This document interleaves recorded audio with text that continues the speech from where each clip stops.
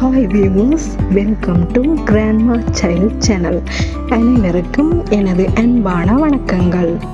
இன்றைக்கு நான் ரொம்பவுமே டேஸ்டியான ரெஸ்டாரண்ட் ஸ்டைல் கோல்ட் காஃபி எப்படி செய்யலான்னு உங்களுக்கு காட்ட போகிறேன். வாங்க எப்படி ரெடி பண்ணுறேன்னு பார்க்கலாம்.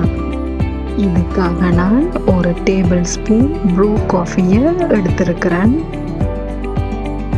ஒரு டேபிள் ஸ்பூன் காஃபிக்கு 2 டேபிள் ஸ்பூன் நார்மல் வாட்டரை ஆட் பண்ணி கொள்ளுவோம். காஃபி நல்லா கரையும் வரைக்கும் கரைச்சி எடுத்துக்கொள்ள வேணும். கூடுதலான தண்ணியை ஆட் பண்ணிடக்கூடாது. காஃபி நல்ல திக்காகவே இருக்க வேணும். நல்ல திக்காக காஃபியை கரைச்சி எடுத்தாச்சு. இனி கோல்ட் காஃபிக்கு தேவையான 200 ml ஃப்ரெஷ் மில்கை மிக்ஸி ஜாரில் சேர்த்துக்கொள்ளுவோம். ஃப்ரெஷ் மில்கை ஃப்ரிட்ஜில் வச்செடுத்து கூலாகவே ஆட் பண்ணிக்கொள்ள வேணும். அதோட ஆல்ரெடி ரெடி பண்ணி வச்சிருந்த காஃபியையும் சேர்த்துக்கொள்ளலாம். சாக்லேட் சிரப்பையும் ஆட் பண்ணி கொள்ளுவோம்.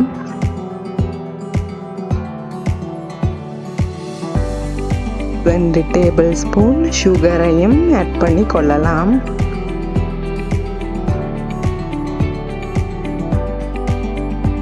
ரெண்டு ஸ்கூப் வெனிலா ஐஸ்கிரீமையும் ஆட் பண்ணி கொள்ளுவோம்.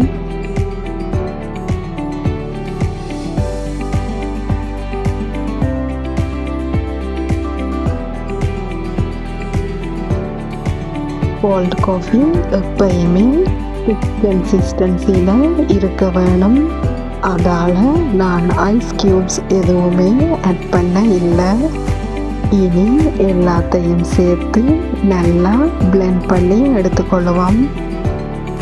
காஃபி நல்லா க்ரீமியாக வரும் வரைக்கும் பிளெண்ட் பண்ணி எடுத்துக்கொள்ள வேணும்.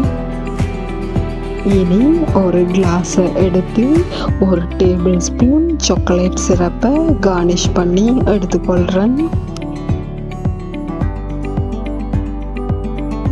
பிளெண்ட் பண்ணி எடுத்து கோல்ட் காஃபியை ஒரு கிளாஸில் சர்வ் பண்ணுறதுக்காக ட்ரான்ஸ்ஃபர் பண்ணி எடுத்துக்கொள்ள வேணும். பிளெண்ட் பண்ணும்போது வந்து காஃபியோட நுரையை அப்படியே மேலே ப்ளேஸ் பண்ணி கொள்ளுவோம். அதுக்கு மேலே கொஞ்சம் காஃபி பவுடரை கார்னிஷ் பண்ணி எடுத்துக்கொண்டா சூப்பரான கோல்ட் காஃபி ஒன்று ரெடி ஆயிடுச்சு.